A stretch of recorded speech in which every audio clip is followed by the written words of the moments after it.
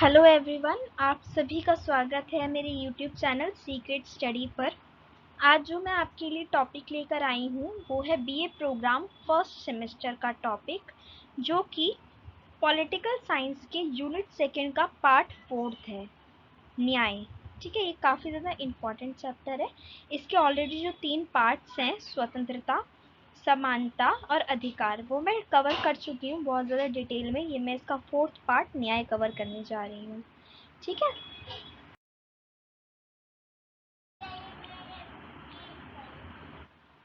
तो हम सबसे पहले देख लेते हैं कि एक्चुअल में जो न्याय है ये होता क्या है। एक छोटा सा इंट्रोडक्शन देख लेते हैं। तो इसमें जो मैंने लिखा है बिल्कुल पढ़ देती हूँ मैं। न्याय शब्द अंग्रेजी भाषा के जस्टिस का हिंदी अनुवाद है। अंग्रेजी भाषा शब्द लैटिन भाषा के जस से बना है, जिसका अर्थ उस भाषा में यानी कि लैटिन भाषा में बांधना या संयोजन होता है। यानी कि एक्चुअल में जस्टिस शब्द यानी न्याय बनाई किस तरीके से बना। लैटिन भाषा का एक शब्द होता है जस, जिसका मतलब होता है बांधना। इस शब्द यानी कि इस जस शब्द से जस्टिस बना और जस्टिस का ही हिंदी ट्रांसलेशन होता है न्याय। तो इससे आपको पता चलेगा किस तरीके से ट्रांसलेशन के थ्रू ये जस्टिस से न्याय शब्द की उत्पत्ति हुई। इस दृष्टिकोण से न्याय वह व्यवस्था है जो व्यक्ति को एक दूसरे से जोड़ती है। समय समय पर न्याय की अवधारणा में परिवर्तन होता रहता है। यानी कि अगर हम ये देखें कि लैटिन भाषा से कैसे ये इंग्लिश वर्ड बना, इंग्लिश से कैसे ये हिंदी में ट्रांसलेट हुआ, तो इससे हमें ये पता चलता है कि ये जो न्याय वर्ड का मतलब हुआ, ये तो हुआ बांधना यानी संयोजन। ठीक है, तो इसी का हमने एक लाइन में डिफाइन करते हुए ये कहा है कि जो हमारे इस दृष्टिकोण से जो न्याय शब्द है उसका मतलब होता है कि ये एक दूसरे को जोड़ती है, ये व्यक्तियों को जोड़ती है आपस में। और जो न्याय है ना, उसका समय समय में मतलब बदलता रहता है। न्याय की जो अवधारणा है वो समय के साथ बदलती रहती है। नेक्स्ट देख लेते हैं। कभी न्याय को ईश्वर की इच्छा या पूर्व जन्म के कर्मों का फल कहा जाता है, तो कभी कभी इसे जैसी करनी वैसी भरनी के रूप में भी स्वीकार करना पड़ता है। हमारी जो नॉर्मल एक लाइफ है, इसमें आपने काफ़ी बार सुना होगा कि जैसे कोई भी न्याय वाली बात आती है, अगर हम एक बेसिकली देख लेते हैं, जैसे एक कोर्ट में किसी का केस चल रहा है। अब चाहे वो जीत जाए चाहे वो हार जाए उस केस को, कुछ लोग बोलेंगे ये ईश्वर की इच्छा थी, भगवान ऐसे ही चाहते थे या अल्लाह ऐसे ही चाहते थे इसलिए ऐसा हो गया। कुछ कहेंगे इसके पूर्व जन्म, इसने पिछले जन्म में कुछ ऐसे कर्म किए होंगे जिसका फल उसे अब मिला। ठीक है, जो हमारे जो बुजुर्ग होंगे घर में वो ज़्यादातर इसी चीज़ का यूज़ करेंगे, चाहे वो ईश्वर का नाम ले चाहे वो पूर्व जन्म के कर्मों का फल बताएं उसको। तो कभी कभी हम ये भी कह देते हैं ना कि गलत किया होगा इसलिए गलत हो गया, या सही किया होगा इसलिए सही हो गया, जैसे किया वैसे भर रहे हो। ये तो नॉर्मल हम सभी यूज़ करते हैं, जैसा करोगे वैसे भरोगे, जिसे कर्मा भी कहा जाता है। तो उसको सेम जस्टिस से भी हम मेल खाता देखते हैं। नेक्स्ट है, न्याय से अभिप्राय सामाजिक जीवन की उस स्थिति से है जो व्यक्ति के आचरण यानी कि उस व्यक्ति के व्यवहार तथा सामाजिक कल्याण के अनुकूल समन्वय स्थापित किया जाता है। ठीक है, एक सिंगल सेंटेंस में ये हमने न्याय की परिभाषा देख ली है। अगर समझ में आता है तो ठीक है, नहीं तो हम इसको आगे और डिफाइन करके मैं बताऊंगी आपको, वहाँ आपको समझ में आ जाएगा कि जो ये न्याय है ना, इसका अभिप्राय ये है कि व्यक्ति के जीवन और जो सामाजिक कल्याण, इसको मद्देनजर रखते हुए एक ऐसी अनुकूल व्यवस्था, एक ऐसे अनुकूल सामंजस्य को बैठाना जिससे दोनों चीज़ों को सही तरीके से मैनेज किया जा सके। ठीक है, तो यही होता है न्याय। समाज में या एक व्यक्ति के जीवन में सही तरीके से सही चीज़ बैठाना ही न्याय होता है।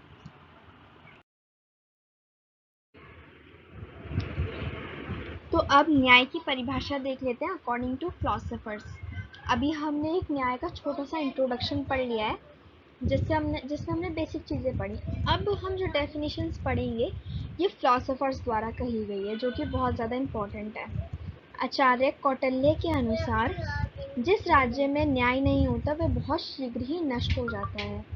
ठीक है, ये बहुत इंपॉर्टेंट डेफिनेशन है जो आचार्य कौटिल्य थे, उन्होंने ये चीज़ कही है कि जिस राज्य में न्याय नहीं होगा, सही ढंग से न्याय नहीं होगा ना, वो राज्य बहुत जल्दी नष्ट हो जाएगा। क्यों नष्ट हो जाएगा? अगर हम इसको एक बार को सोचते हैं, क्योंकि सबसे पहले जब किसी व्यक्ति को न्याय नहीं मिलेगा, समाज में जो हिंसा बढ़ेगी, ठीक है, उसके अलावा गृह युद्ध हो जाएगा। ऐसे बहुत सारे पॉइंट आ जाते हैं जहाँ पे जो राज्य है, जो देश है, उसके नष्ट होने का खतरा पैदा हो जाता है। ठीक है, तो इनका कहना यही है आचार्य कौटिल्य का कि अगर हमारे जो समाज है, हमारा देश है, उसमें न्याय है तो सब कुछ है, अगर न्याय नहीं है तो वो देश, वो राज्य बहुत जल्दी नष्ट हो जाएगा। उसी तरीके से जो अरस्तु थे, उन्होंने कहा है प्रत्येक व्यक्ति को समाज में सदस्य के रूप में उसका उचित भाग प्रदान करना ही न्याय है। यानी कि अगर समाज में कोई व्यक्ति है, उसको सही तरीके से सही स्थान अगर समाज में प्राप्त है तो उस व्यक्ति के लिए वही न्याय है, बिना किसी भेदभाव के। डी रिफिल के अनुसार स्थिति का नाम है, यह ऐसी स्थिति का नाम है जिसमें व्यक्ति के अधिकारों की रक्षा होती है और समाज में व्यवस्था भी बनी रहती है। यानी कि जो डी रेफल है, वो कहते हैं कि अगर समाज में व्यक्ति के अधिकारों की रक्षा हो रही है, उसके अधिकारों का हनन नहीं हो रहा है और समाज में व्यवस्था भी सही प्रकार से बनी हुई है, तो उसी को हम क्या कहेंगे? उसी को हम कहेंगे न्याय। ठीक है, नेक्स्ट है बैन और पीटर्स। तो बैन और पीटर्स ने क्या कहा है? न्यायपूर्वक कार्य करने का अर्थ है कि जब जब तक कोई उचित कारण ना हो भेदभाव करने का, तब तक बिना किसी भेदभाव के सभी व्यक्तियों के साथ एक जैसा व्यवहार किया जाए। यानी कि इनका भी कहना सेम ही है कि न्याय हम तब बोलेंगे एक समाज के अंदर जब बिना किसी भेदभाव के सभी के साथ एक समान व्यवहार किया जाएगा। हाँ, बट भेदभाव हो सकता है उस सिचुएशन में, उस जगह पे, जब उस भेदभाव का कोई उचित कारण उपलब्ध हो।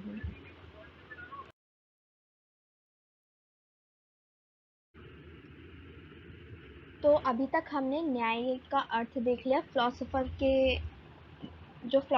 ने जो भी परिभाषाएं दी हैं उनको हमने देख लिया है। अब जो हम पढ़ेंगे वो न्याय का सिद्धांत पढ़ेंगे। ठीक है, तो देख लेते हैं एक बार न्याय का सिद्धांत क्या है। तो न्याय के सिद्धांत में 3 चीज़ें इंपॉर्टेंस रखती हैं। फर्स्ट है नागरिक स्वतंत्रता, की जो नागरिक है उस देश का, वो स्वतंत्र होना चाहिए, तब तो न्याय हम वहाँ पे स्थापित कर सकते हैं। दूसरा है वस्तुनिष्ठ न्याय होना चाहिए, ऑब्जेक्टिव जस्टिस होना चाहिए। किसी भी प्रकार का ये ना हो कि किसी मतलब गलत तरीके से जस्टिस ना मिले। जस्टिस मिल रहा है, उसका एक वैलिड रीज़न होना चाहिए।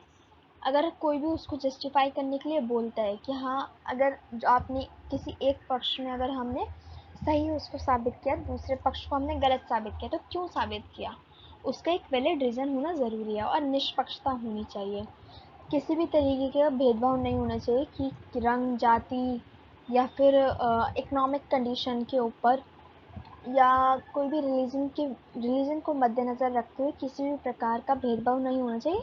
जो कोर्ट है, जो वकील है या फिर जो भी जज हैं, किसी भी प्रकार का न्याय है तो उसमें उन लोगों को निष्पक्ष होना बहुत ज़्यादा ज़रूरी है। तो ये 3 बहुत ज़्यादा इम्पोर्टेंट न्याय के सिद्धांत हैं। तो अब हम देख लेते हैं कि न्याय की विशेषताएं क्या हैं। ठीक है, हर एक चीज़ की विशेषता होती है, तो उसी प्रकार से न्याय की भी विशेषता है। तो न्याय की विशेषताएं यह हैं कि न्याय का अभिप्राय सामाजिक जीवन की उस स्थिति से है जो व्यक्ति के आचरण तथा सामाजिक कल्याण के अनुकूल समन्वय स्थापित किया जा सके। यानी कि एक व्यक्ति का जो व्यवहार है उसमें और सामाजिक कल्याण में अनुकूल सामंजस्य जिस दिन स्थापित हो जाएगा, समव्यय जब स्थापित हो जाएगा, उसी को हम न्याय कहेंगे।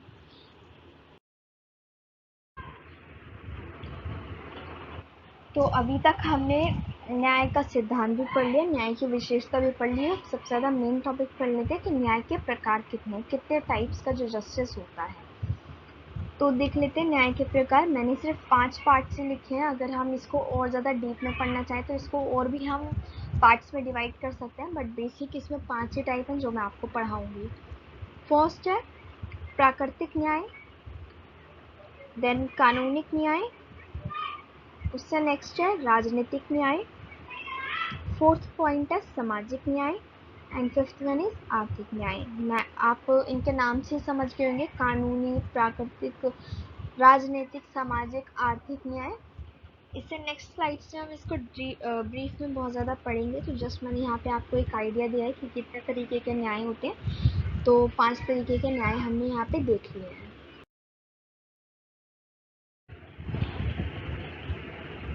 तो जो हमने इसमें सबसे पहला पॉइंट पढ़ा प्राकृतिक न्याय, एक बार हम उसको भी थोड़ा सा ब्रीफ में देख लेते हैं, उसकी डेफिनेशन देख लेते हैं कि आखिर प्राकृतिक न्याय होता क्या है। तो इस सिद्धांत के अनुसार मनुष्य को कुछ अधिकार प्रकृति से प्राप्त होते हैं, उन अधिकारों से उन्हें वंचित नहीं किया जाना चाहिए, यही प्राकृतिक न्याय है। यानी कि हमने अधिकार वाली वीडियो में पढ़ा था कि जैसे कि राइट टू लाइफ है, जीवन का अधिकार, वो एक प्राकृतिक अधिकार है। वो मनुष्य को जन्म लेते के साथ ही प्रकृति द्वारा प्राप्त होता है कि वो अपने जीवन को व्यतीत करने का अधिकार रखता है।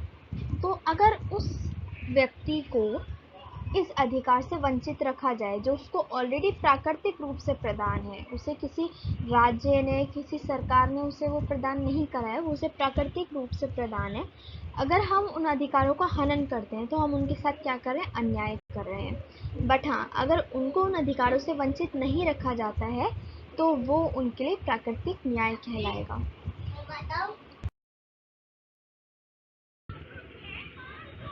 अब हम नेक्स्ट पॉइंट पढ़ लेते हैं इसका, यानी कि नेक्स्ट टाइप ऑफ जस्टिस हम पढ़ लेते हैं, वो है कानूनी न्याय। ठीक है, आजकल कानूनी न्याय को ही न्याय माना जाता है।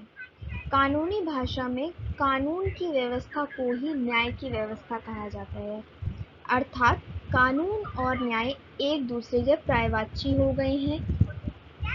तो इसमें जो मैंने आपको 2 लाइन पढ़ के सुनाई, इसका क्या मतलब है कि अगर हम अपने नॉर्मली इन सब चीज़ों को साइड में रखते हो, अगर हम सोचें न्याय यानी जस्टिस, तो हमारे दिमाग में क्या आता है कि एक बड़ा सा हॉल है जिसको हम कोर्ट बोल सकते हैं।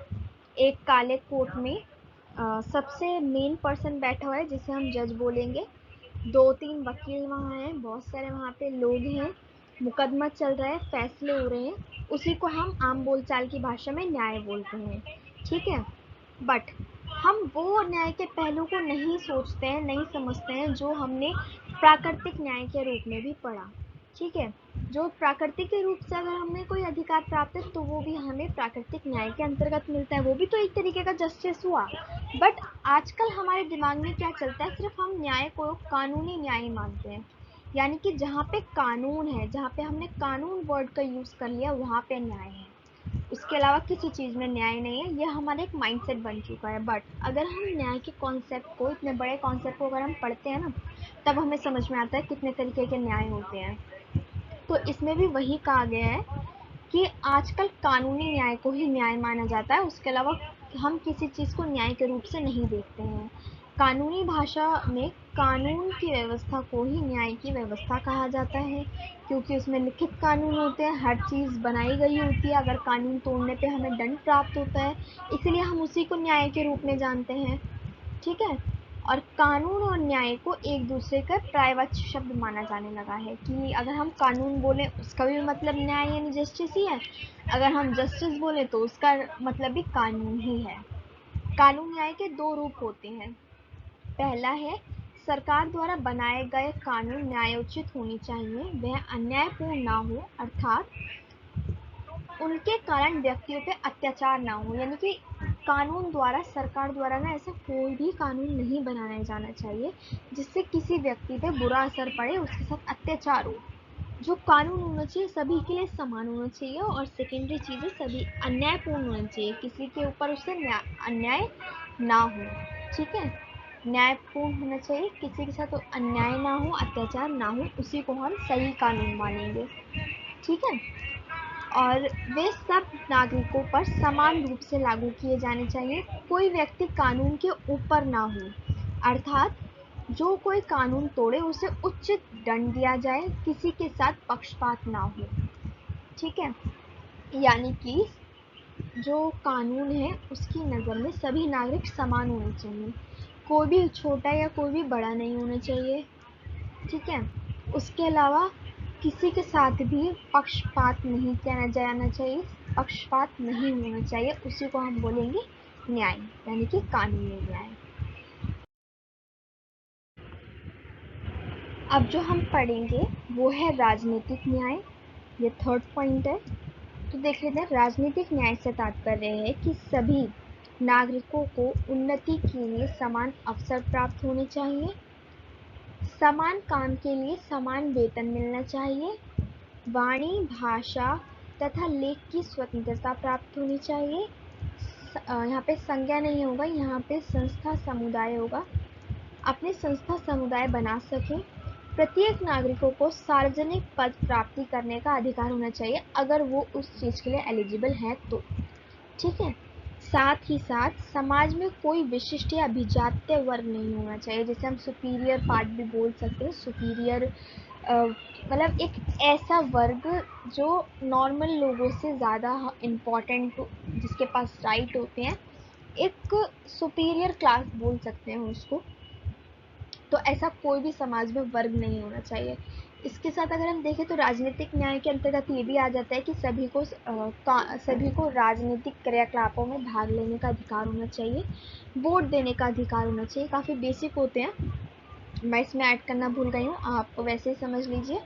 ठीक है, तो इसमें वो सारी चीज़ें आ गई हैं। देखा जाए तो इसमें थोड़ी सा सामाजिक न्याय वाली चीज़ें भी आ गई हैं कि बोलने का अधिकार होना चाहिए, समान विकास के अवसर होने चाहिए, समान काम के लिए समान वेतन मिलना चाहिए, उसी प्रकार से सभी को वोट देने का भी अधिकार होना चाहिए, और जो राजनीतिक जो क्रियाकलाप है उसमें भी वो सक्रिय रूप से भागीदारी कर सकते हैं, उसी को हम बोलेंगे राजनीतिक न्याय।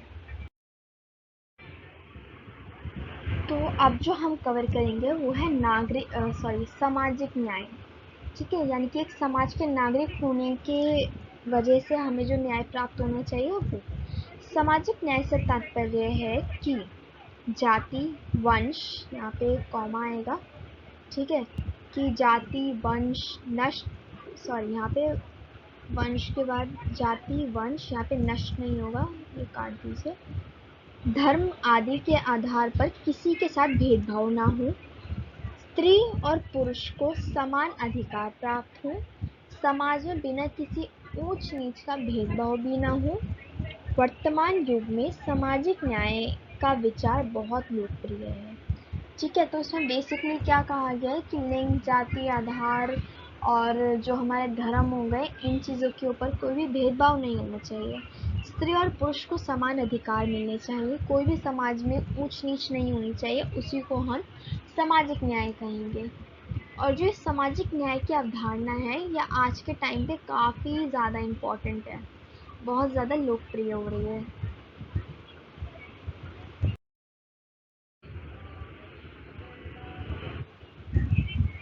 नेक्स्ट है आर्थिक न्याय। तो आर्थिक न्याय क्या होता है? आर्थिक न्याय से तात्पर्य है कि समाज में यह नहीं होना चाहिए कि कुछ लोग बहुत ज़्यादा अमीर हो और कुछ लोग बहुत ज़्यादा गरीब हों, यानी कि जो संपत्ति का और जो संसाधनों का जो बंटवारा होना चाहिए वो समान रूप में होना चाहिए, ताकि सभी लोग अपना विकास कर सकें। और जीवन के यहाँ पे चरण नहीं होगा, जीवन की आवश्यकताएं सभी नागरिकों का समान रूप से प्राप्त होनी चाहिए, सभी नागरिकों को समान रूप से प्राप्त होनी चाहिए। जो मूलभूत आवश्यकताएं होती हैं एक व्यक्ति को, जो जीवन व्यतीत करने के लिए चाहिए होती है, वो सभी व्यक्ति को प्राप्त होनी चाहिए। यही हो गया हमारा आर्थिक न्याय।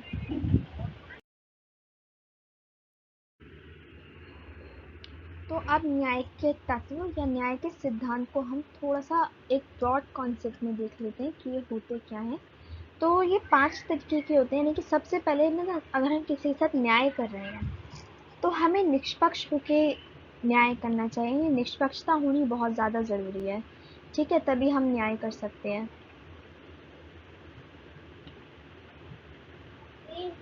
दूसरी चीज़ है कि नागरिक स्वतंत्र होने चाहिए, नागरिक स्वतंत्रता होनी चाहिए तभी हम न्याय कर सकते हैं। थर्ड है त्वरित न्याय होना चाहिए, यानी स्पीडी जस्टिस होना चाहिए। ये नहीं होना चाहिए कि अगर हमें आज न्याय की ज़रूरत है, हमने आज केस फाइल कर दिया तो 6-7 साल बाद हमें उसका न्याय मिल रहा है, तो वो बहुत ज़्यादा लेट हो जाता है। तो थोड़ा सा स्पीडी यानी क्विक जस्टिस होना चाहिए। सस्ता न्याय होना चाहिए, चीप जस्टिस होना चाहिए कि जो हमारे एक मिडिल क्लास, जो पुअर क्लास जो पीपल आ जाते हैं, उनको भी जस्टिस मिल सके। वो ये सोच के कि अगर हम न्याय के लिए गुहार लगाएंगे तो हमारे इतने पैसे खर्च हो जाएंगे, इतना महंगा न्याय पड़ेगा, तो वो अन्याय चुपचाप सहते रहें, वो वाली सिचुएशन ना आए। इसलिए जो न्याय होना चाहिए वो एक सस्ता न्याय होना चाहिए। वस्तुनिष्ठ न्याय होना चाहिए कि अगर हम किसी के साथ न्याय कर रहे हैं तो उस न्याय का एक वैलिड रीज़न होना चाहिए, प्रूफ होनी चाहिए, एविडेंस होनी चाहिए। तो ये 5 तरीके के तत्व या फिर हम इसको सिद्धांत भी कह सकते हैं जो न्याय के लिए इम्पोर्टेंस रखते हैं। एक बहुत ज़्यादा इम्पोर्टेंट फैक्टर है न्याय के लिए, वो हमने देख लिया इन शॉर्ट। तो अब इसी के साथ हमने अपने पॉलिटिकल साइंस फर्स्ट सेमेस्टर के यूनिट नंबर 2 का 4th पार्ट भी हमने कम्प्लीटली एक ही वीडियो में कवर कर लिया है। तो thanks for watching my video. अगर वीडियो पसंद आई हो तो इसको लाइक कीजिएगा, अपने सभी दोस्तों के साथ जो बीए फर्स्ट सेमेस्टर में उनके साथ शेयर कीजिएगा और सब्सक्राइब कीजिएगा। होप आपको वीडियो अच्छा लगा होगा। सी यू सून।